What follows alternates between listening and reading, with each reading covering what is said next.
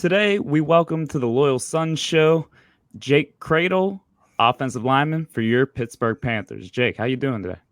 Yeah, I'm doing great. It's awesome to be on here. I've been looking forward to this interview for a while, so excited to get on the podcast. Yeah, no, we excited to get you on when we got you scheduled. I know we were all super pumped about it. Before we get into anything about football here, you played some golf today. How's the golf game looking this summer? It's getting better each round, but it's still not where I want to be. I'm still trying to break 100, which is pretty bad. But I've been averaging, anywhere around like 101 to 105. But I'll eventually break it here soon. I'm getting closer and closer every time, so just got to keep chipping away at it. You're right So there. what? That's a couple putts here and there. You're right there. So that's my worst part of my game is I'm playing and I'm like keeping track of my putts and I'm going, I have 7-3 putts, and I'm like, come on, I have like 1-4 putt. I'm like, right there, if I just, shave like 7 strokes off right there, if I just, two putt those. But so it's got to keep working on that game, that's for sure. So on to football. Some big news today. I'm sure you're well aware now that you are playing West Virginia in Morgantown, prime time, Saturday night, 7:30. What was your first thoughts to that news breaking today? I'll tell you, I was super excited. Getting to play them prime time down there in their stadium is awesome because we got to play them up here prime time. At Heinz or Acrisure as we call it now.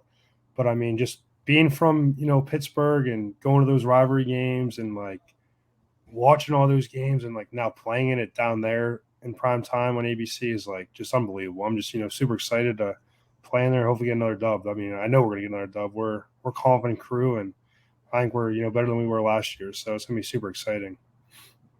Yeah, you're a Butler grad, so you're from the area. I wanted to ask you, did you grow up a Pitt fan?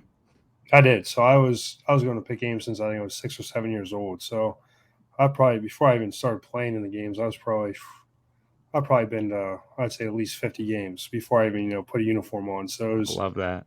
it was definitely something. Once I got the offer, I kind of took some time to like think about it. Like, all right, do I really want to stay home? Is there anywhere better I could go? And like, why should I go anywhere else when I can stay at home? I'd be kicking myself if I wasn't on the championship team in 21. I'd be looking back like I should just stayed. So that's why I did stay. I'm like, cause I believed in Coach Andrew's his vision and everything he was preaching. And I'm like, why not come join in and, chase some championships while we're at it.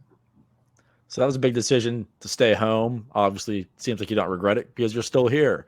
You had another decision to come back for another year, play one more season in the blue and gold. Was that another difficult decision, or did you have a feeling you were going to use this last year up? I'd say it really wasn't that difficult. I weighed my options, but at the end of the day, I knew I was coming back. And then having Phil commit too. I think right in December, sometime in there, I was like getting a chance to play with the Whitfield guy that I played against my whole high school career, middle school. I was like, why not come back? Snap it to that guy and win some more games and go for another championship and get another ring here. So I kind of knew all along I was coming back. I just was trying to weigh my options. I'm like, it was definitely pointing towards coming back and playing another season. So did you play both ways back in high school? Did you ever go head to head on the same field at the same time as Phil? 100%. Yeah, I played both Yeah. ways, and we would. I mean, and they had a great offensive line. They had like 3 or 4 Division I kids in that offensive line. So trying to get through them, and if you got to Phil, he's making you miss or stiff arming you or stuff like that. So it was definitely hard to get after him. But I mean, he was an unbelievable talent. I mean, I remember him just. I don't think I ever beat him. I tied him once, I think, back in like 8th grade. But I mean, that was back in 8th grade, and then got to 9th grade, and it was over ever since then. Did you ever sack him? No, I did not. Never got lucky Not many enough to get did. back there. What'd you say? Not many did.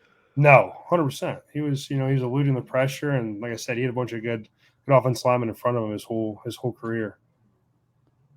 So yeah, that's an interesting connection. I didn't even think about it. You guys play in the same conference in high school, so played like you said, played him your whole life. When he committed, did you reach out to him right away? Did you reach out to him before the commit? Like, have you been in touch with Phil much before he decided to come to Yeah, Pitt?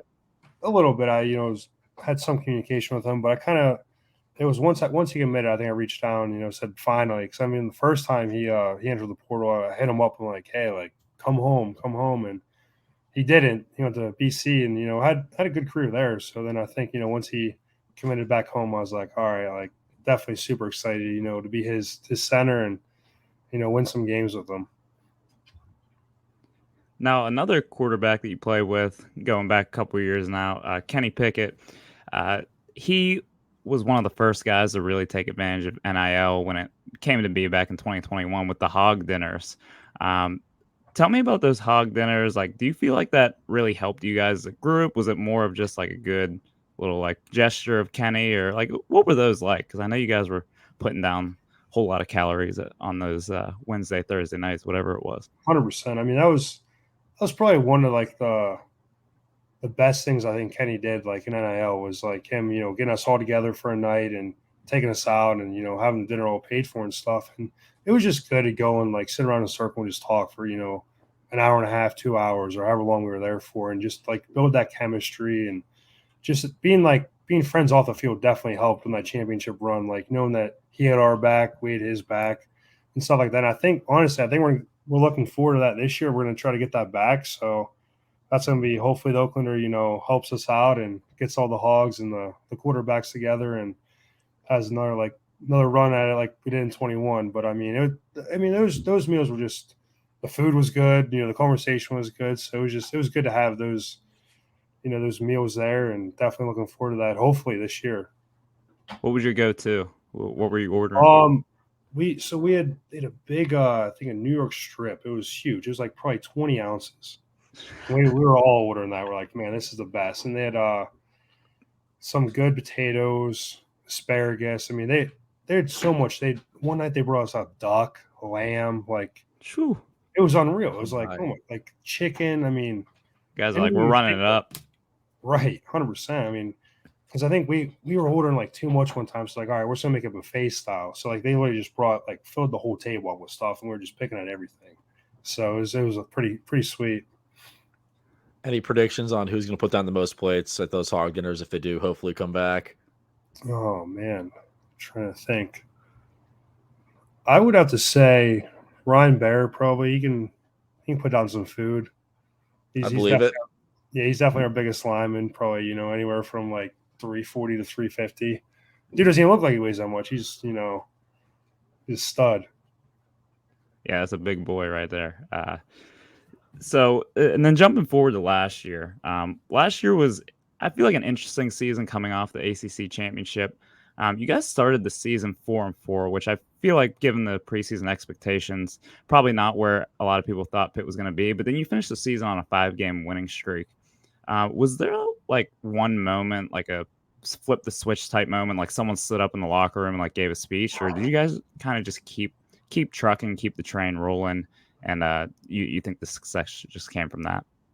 I think it was the start of November, and Coach Sig said something like really valuable. He said, there's pretenders, there's or contenders, and so we got like circled November games. Like, look, let's go 4-0 November, and we cross them off one by one. 1-0, 2-0, 3-0, 4-0, and you get to our bowl game, which we're 8-4, and it's like, let's go win the last game. Let's go cap the season off on a high mark, 9-4 going into next season.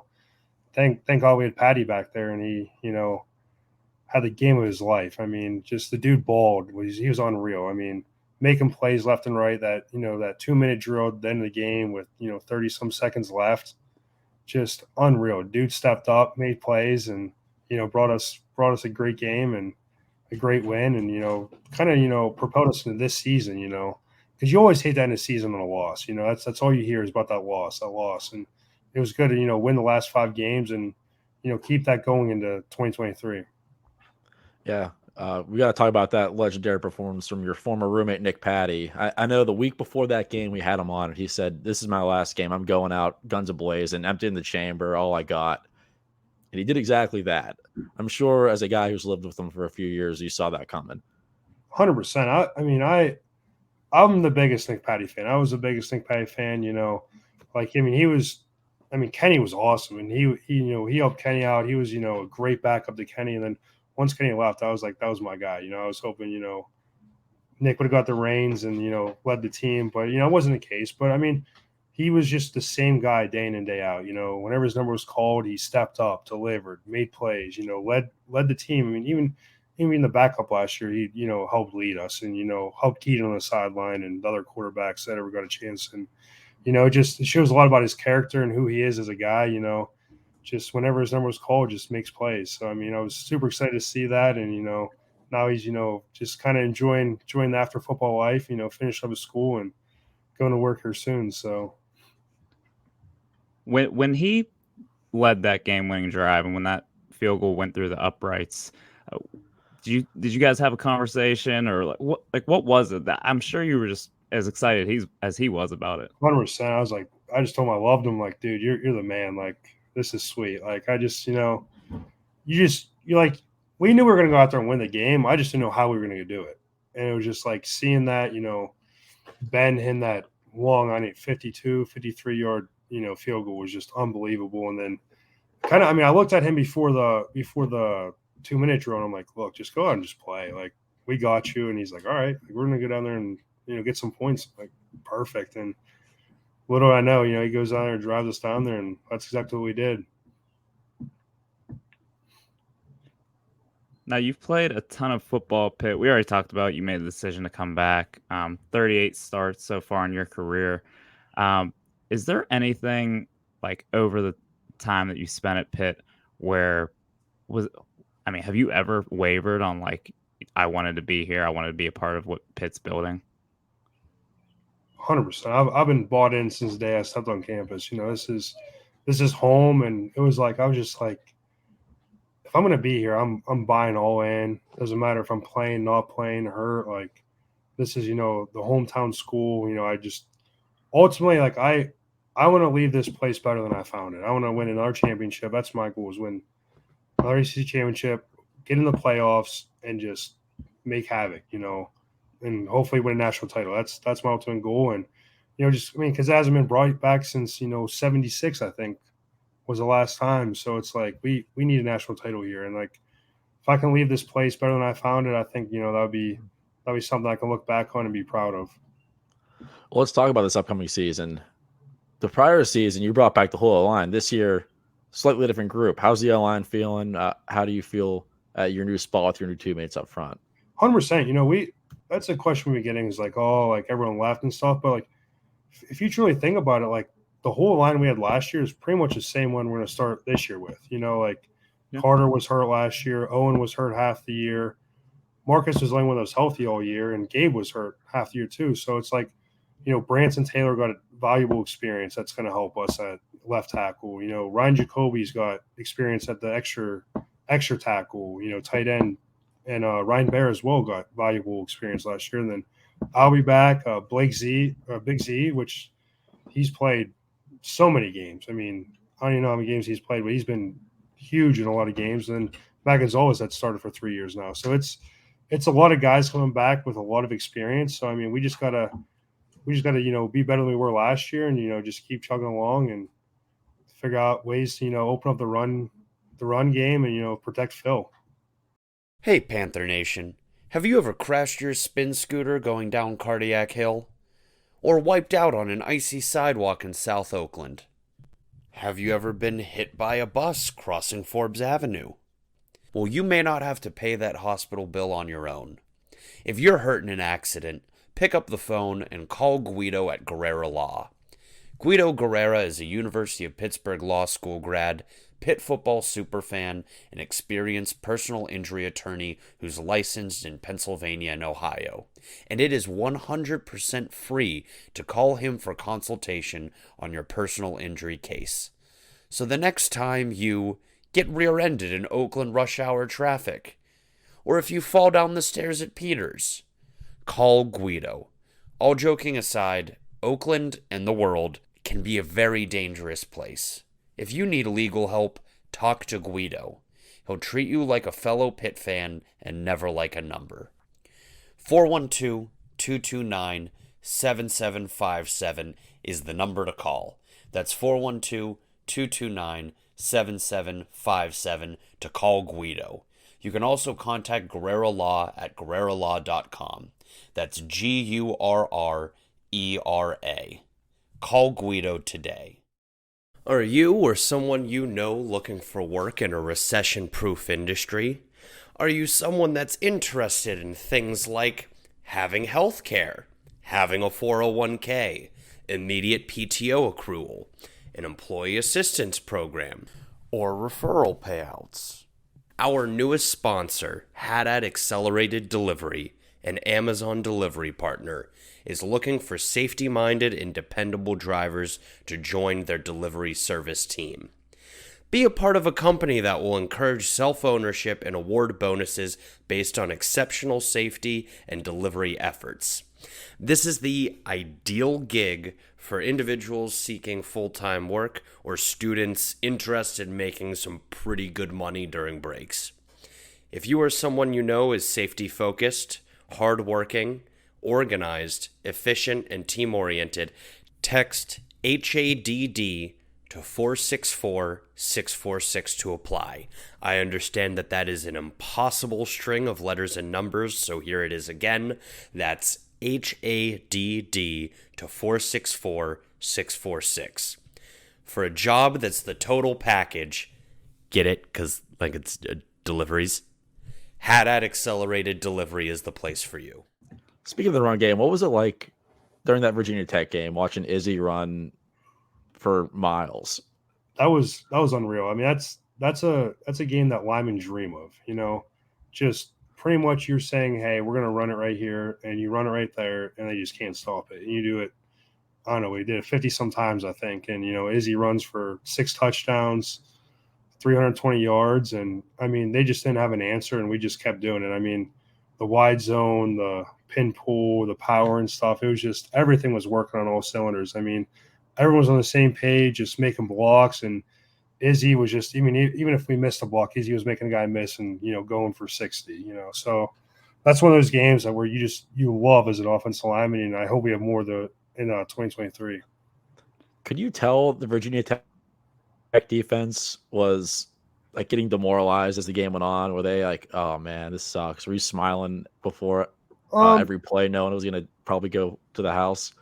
Yeah, yes and no. I mean, because their offense was keeping them in it a little bit. So they always felt like it was a close game, kind of. So I think they had some hope, but it was just once we just kept breaking them down. And I think it was once the fourth quarter was Izzy's long run, that 80-yard touchdown.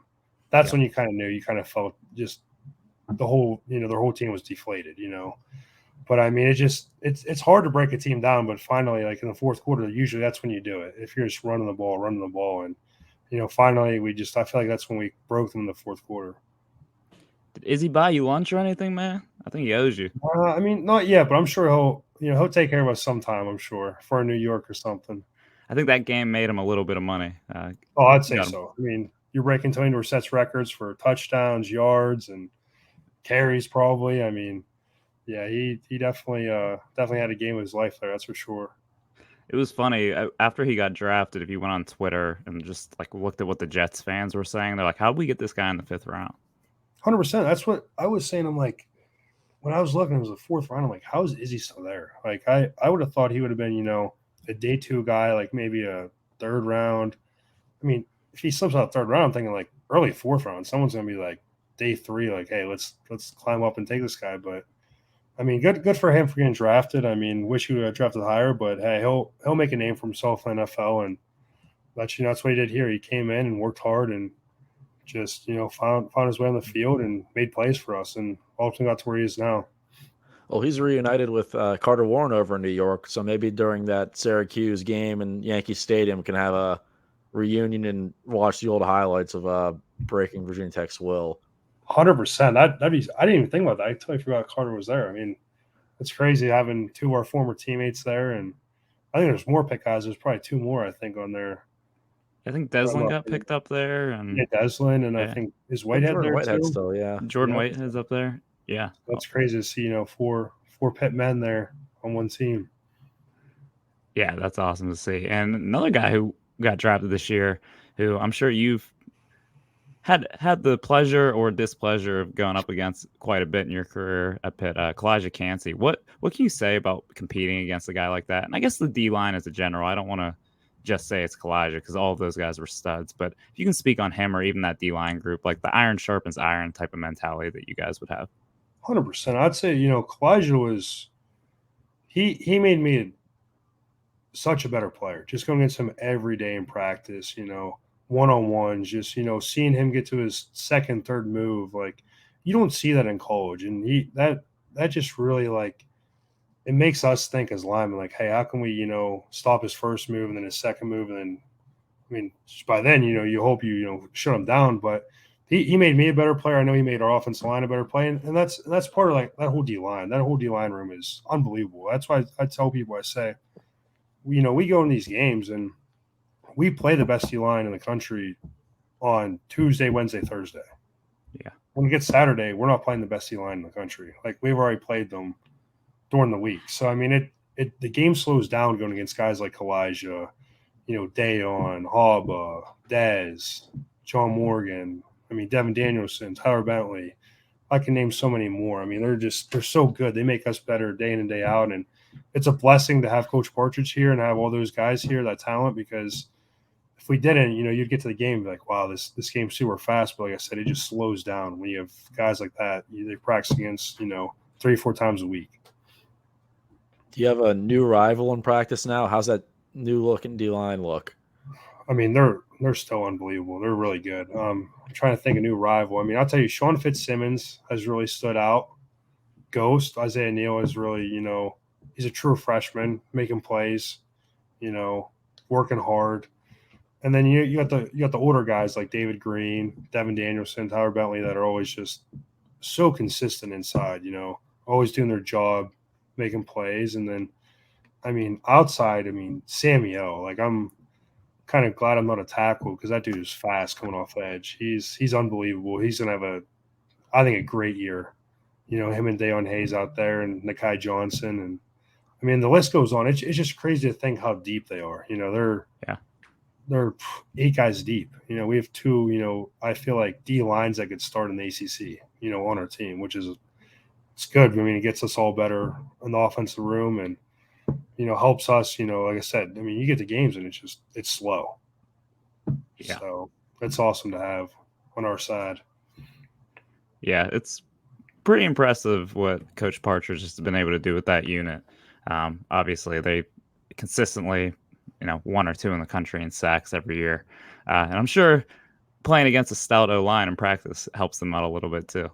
Yeah, I'd like to say that. I mean, we definitely have guys that we all work hard. We're all going for the same common goal, get to the next level, but ultimately win championships here in Pittsburgh first. And that's where I think it just you said iron sharpens iron, and that's what we're just working towards every day, making them better, and they're making us better. Awesome. Well, definitely looking forward to watching both those groups this year. A little bit of a new look on the O-line and D-line, but some familiar faces as well. Can't wait to see you guys compete. But before we let you go, Jake, we do a segment with all of our football guys. It's called All Out Blitz. I don't know how much you'll like that as an O-lineman. But basically, we're going to ask you rapid-fire questions. You can answer them rapid-fire, or you can elaborate a little bit if there's any type of story behind it. But we'll pump these out, and we'll let you get out of here. Awesome. All right. First, favorite Oakland establishment? Definitely Stacked. Run blocking or pass blocking? Run blocking. What's your favorite coach's quote? It can be Dews, Borbs, whoever. Trying to think. Definitely my favorite one is he says it all the time. To be on time is to be late. To be late is to be forgotten. Who's that? That's Dews? Yeah, definitely. Sounds about right. Who's the biggest trash talker on the team?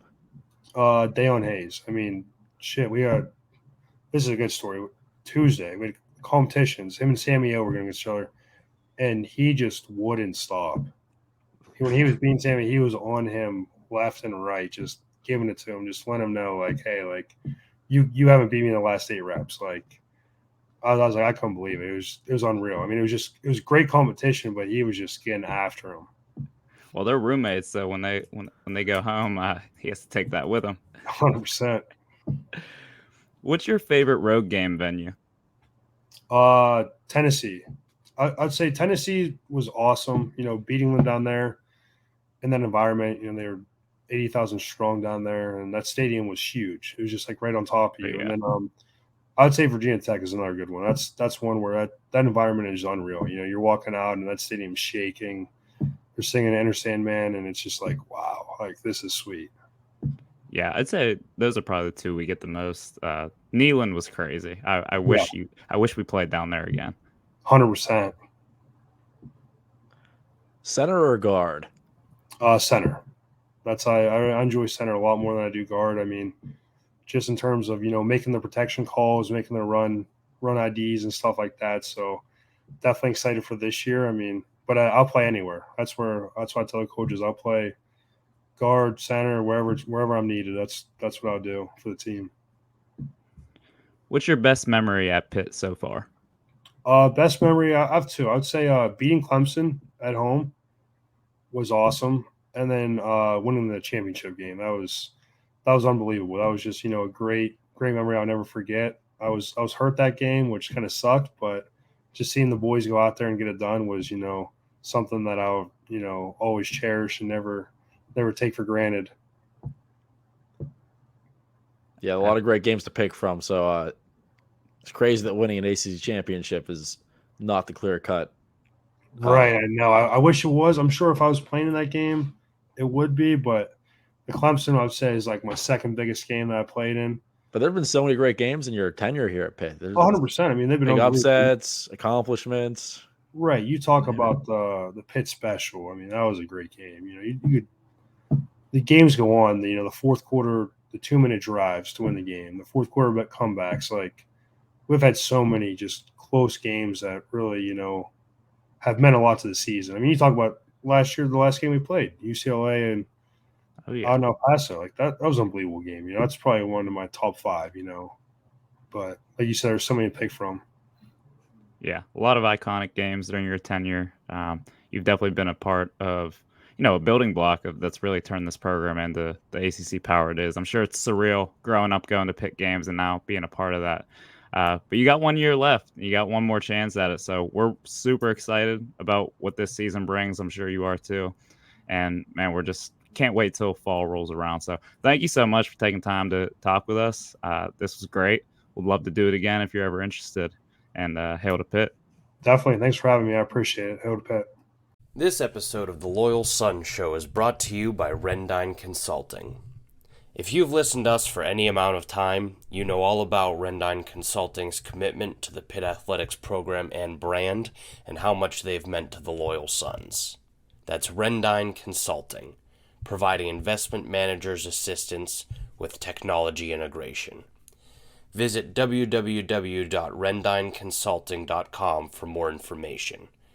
That's www.rendineconsulting.com.